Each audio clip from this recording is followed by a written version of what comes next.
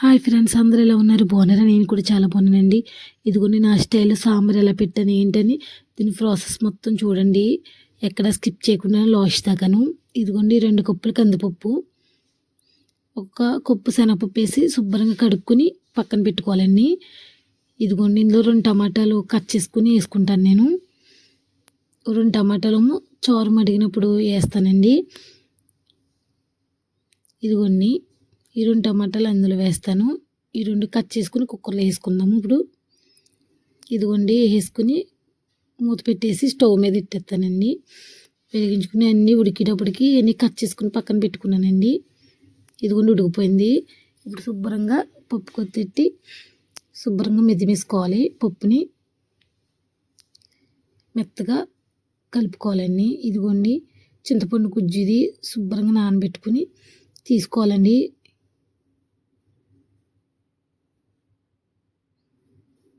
ఇప్పుడు సాంబార్ గిన్నెలో ఇదిగోండి పప్పు అంతా కలుపుకున్నాను కానీ అందులో కాస్త వాటర్ కూడా వేసి ఇందులో గిన్నెలో వేసానండి. ఇదిగోండి బెండకాయలు ఇప్పుడు వేయకూడదు, మెత్తగా అయిపోతుంది. ఇదిగోండి ములక్కాడలు, టమాటా, పచ్చిమిర్చి చీరుకులు అన్నీ ఒకదాని తర్వాత ఒకటి వేసుకుని సాంబార్ గిన్నెలో కలిపేసుకోవాలి. ఇదిగోండి సాంబార్ మరిగేటప్పటికి అది చింతపండు గుజ్జు రెడీ చేసుకుంటున్నానండి. నేను తుక్కంతా తీసుకుని పక్కన పెట్టుకుంటున్నాను. ఇదిగోండి సాంబార్ మరిగిపోయిందండి. ఈ చింతపండు గుజ్జు అందులో వేసుకుని ఇప్పుడు బెండకాయలు వేసుకోవాలండి. ఇదిగోండి మరిగింది.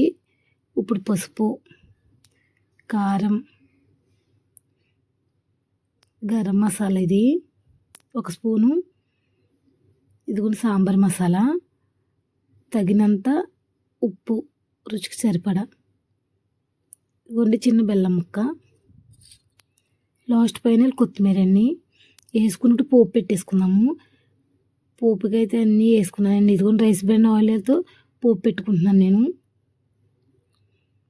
ఇదిగోండి కాస్త చిటికెడు ఇంగువ కూడా వేసాను ఇందులో. వేసుకుని పోపు పెట్టేసుకున్నానండి. రెడీ అయిపోయిందండి.